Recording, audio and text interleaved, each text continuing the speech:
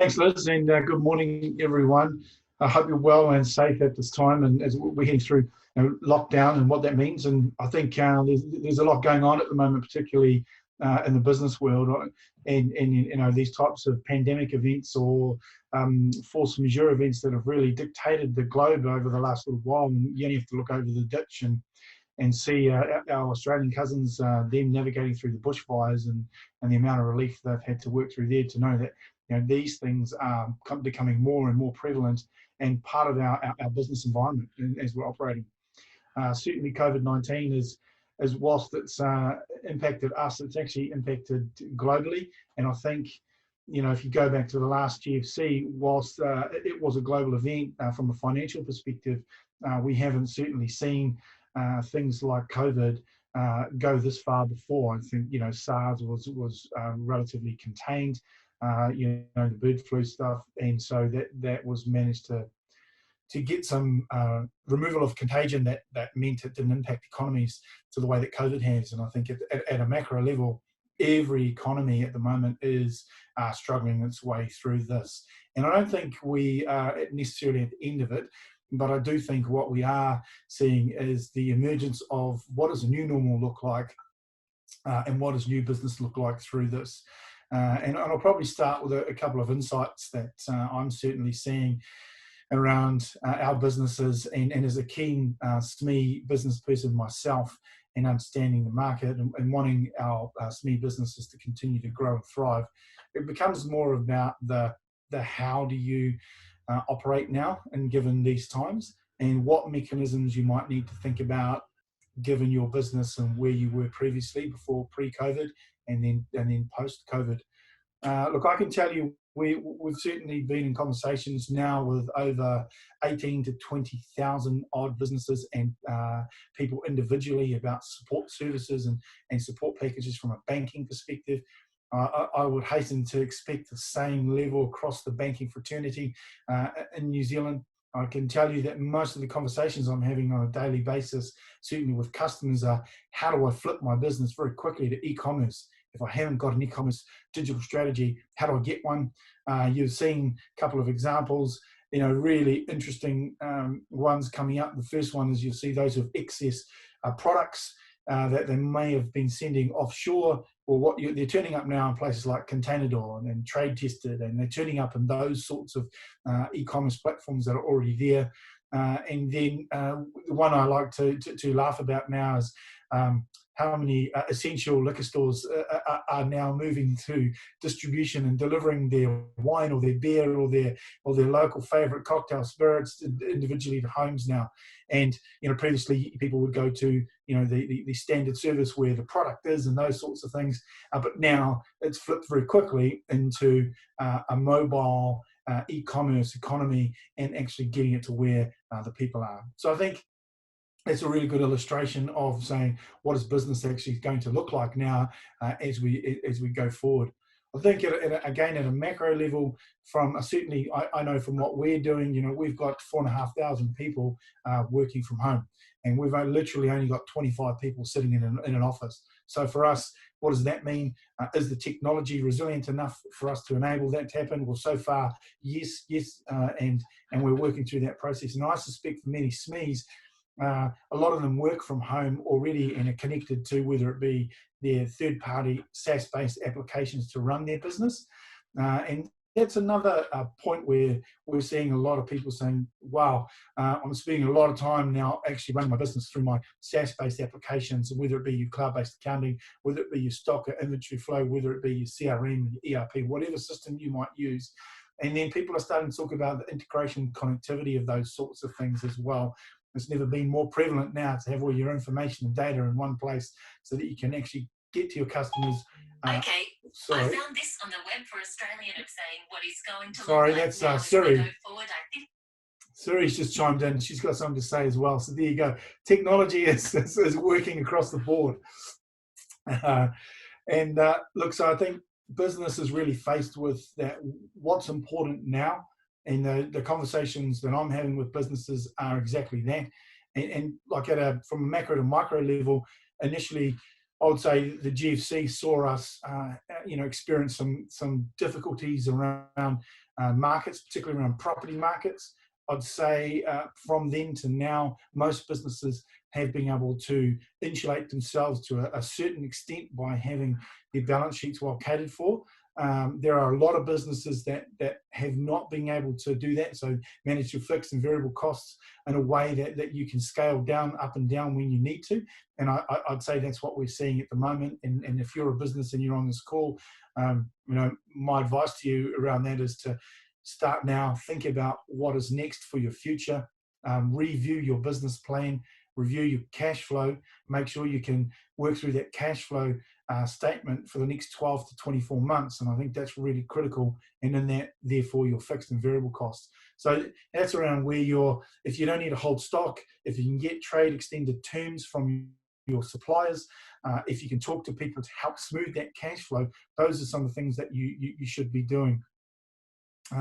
Certainly from banks' perspective, I know that there's a couple of government schemes that have come out. The wage subsidy is obviously the first one, and hopefully everyone has gone and applied for that. It's a certain amount, it's around about $580, and they pay it out in one lump sum for 12 weeks. Today at 1 o'clock, I suspect there'll be more business support announcements coming out from the government.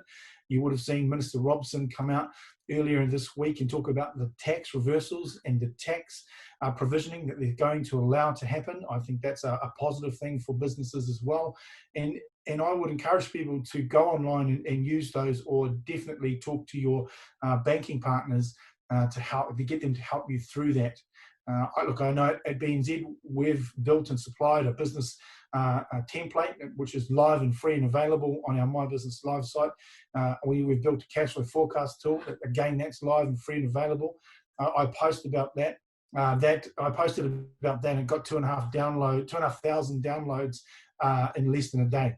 So those tools are there for you to help understand what's important now and start the thinking process.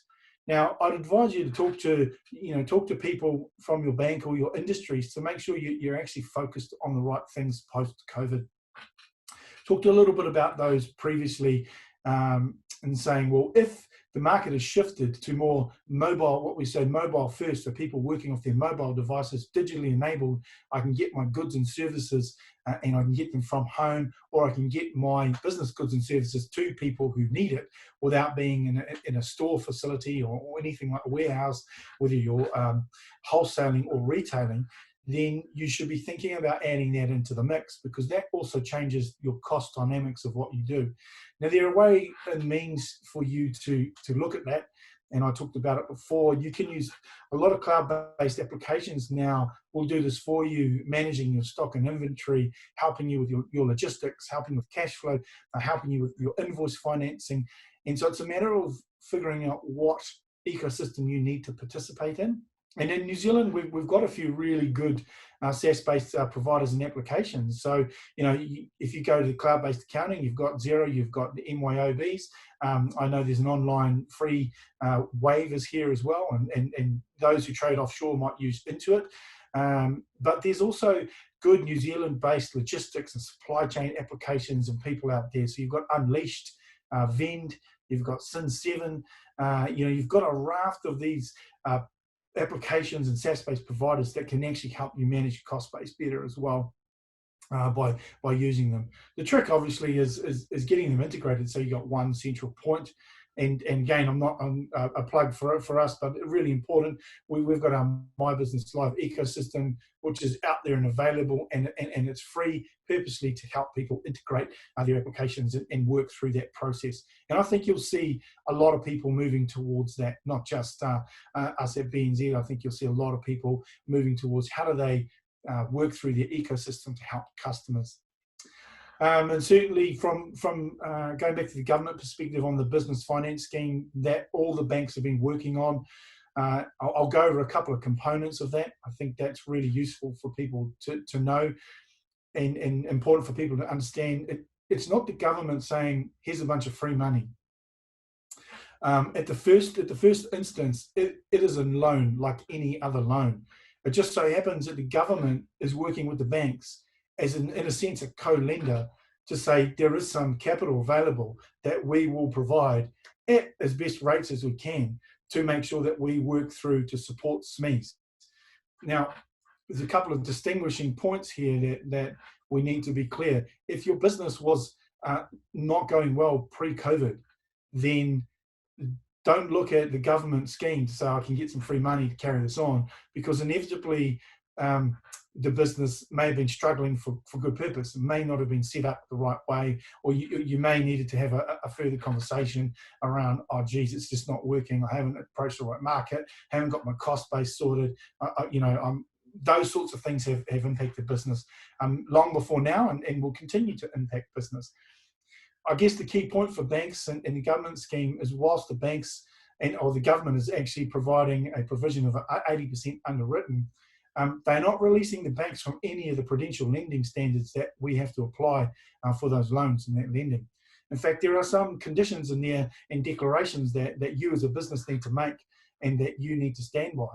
Things like, have you taken on the government wage subsidy scheme? You agree that in terms of taking a loan, it's a short period of 3 years. You'll agree that there'll be payback. Declarations around the government reserving the right to look through your business and audit both the bank and the customer to make sure that the loan is being deployed for the purposes that it's been asked for.